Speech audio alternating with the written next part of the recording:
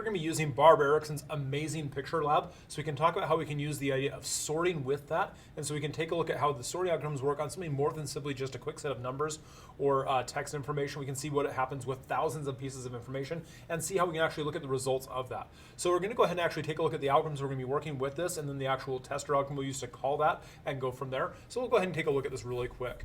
The first thing we're going to do is going to take a look at the sort picture. And so we have our sort entire picture colors. So we have our quick sort entire picture colors method. As you can see right here, I get the pixels out of the picture. I then get the colors from that, and I iterate over and I grab all the colors from each of those different pixels, store it into the colors array, and then I call my sort colors method with that color array, and then I go back through and I reiterate over that array and set the new color back to the pixels of that thing so I can then display it. Let's go ahead and take a look at the set colors method. So it takes that color array as a parameter, and I'm using the selection sort right here. And so I've got my nested set of for loops, as you can see, and I just did, instead of a swap method, I just have it right there inside this if block. And so for outer is equal to 0, outer is less than color dot length, passing -1, then outer goes up by 1.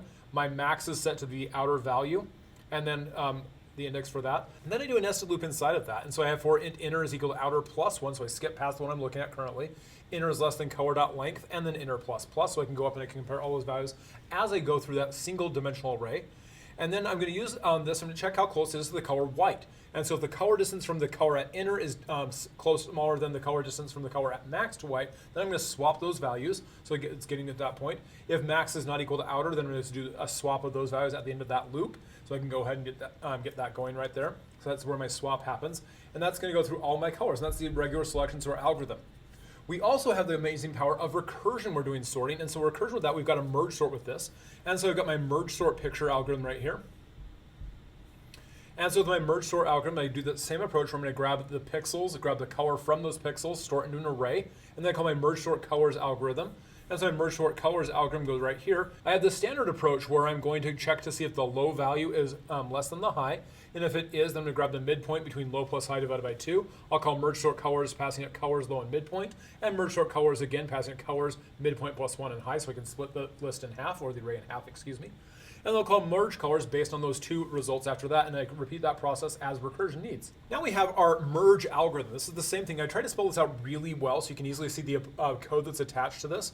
And so I have my left size is equal to mid minus low plus 1. My right size is set to be high minus mid. My color array left is assigned a new color array of left size. My color array right is a new color array of right size.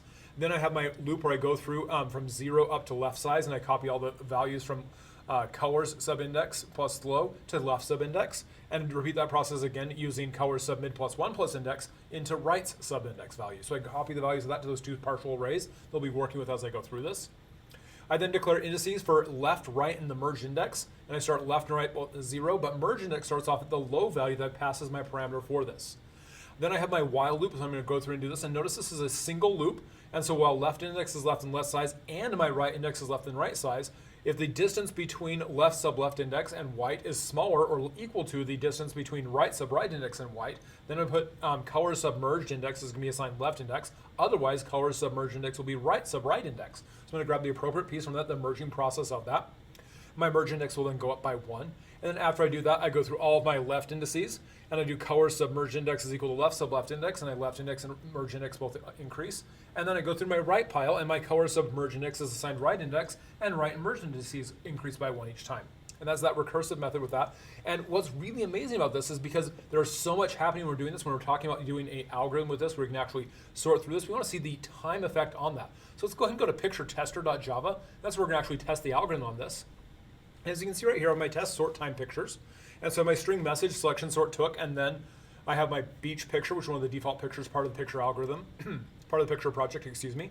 And then I have my int pixel count is equal to beach.getWidth times beach.getHeight, so I can get how many pixels I'm actually working with on this, so you can actually see the information we're talking about. And then beach.explore, and I'm going to do a long time. It's like a giant int in case you haven't seen that before, using system.nanotime. And then I'm going to do beach.sort entire picture colors. I'm going to do that entire sort algorithm we just saw a minute ago. And I'm going to say time minus equals system.nanotime. So I'm going to subtract what I get that time again, subtract it for it, store it back inside itself. And then I'm going to say time is assigned the math.abs value of time divided by 1 billion, because a nanosecond is a billionth of a second. And so message plus equals time took blah, blah, blah seconds to sort pixel count colors, because that we're going to calculate how many seconds it took to do that. And add that message to there, and then beach.getHeight divided by 4. So I'm going to put that message right on the screen. and then AKA, and then divide that by 60 to get them how many minutes it took to actually do that as well. And put that message on the screen. Then I'll redo that same process again. I'm gonna say beach is a brand new picture, again, using the same data set that we were working with. And then merge sort takes, and then system.now time, merge sort picture, and then minus equals now time again, just like I did before. But I'm not gonna do the dividing by a billion because we don't need to. And then we're gonna say the message time nanoseconds to sort the pixel count colors, and add that message to it, and then how many seconds that took, so we can compare it to seconds on that. Add that message, and then use the Explorer to display that as well. So we'll go ahead and hit play on this and see what happens as we do so. Wow, that took a long time. I actually had to wait for a bit for that to finish on that thing. So we can see the actual results of our algorithm right here. So we have our original Explorer right here, where we can see the beach JPEG right here. It displays a nice little picture.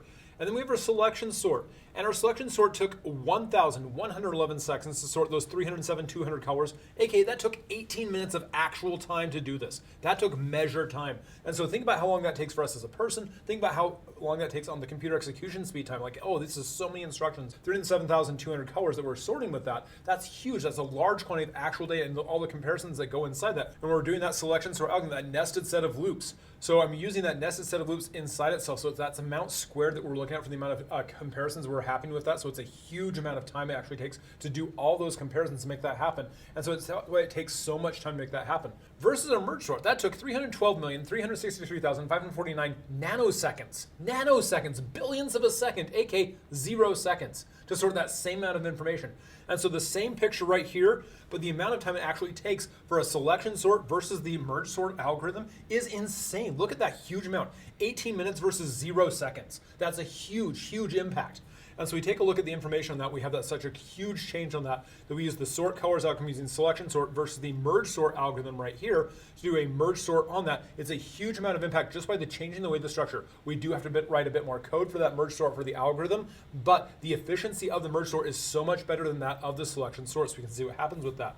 And again, we just tested that inside our picture tester. We wrote the results right there on the screen so we could have that happen for us, so we can figure out what that information is. And it's an amazing set of results. I hope this is a helpful way for you to understand the impact of using a divide and conquer algorithm like merge sort versus using something like selection sort on unsorted data. So you can see some really cool things. It's also a great application of the Barb Ericson's picture project, so you can do amazing cool things and find out even more stuff about the how to use Java and do problem solving using a great lab tool like this.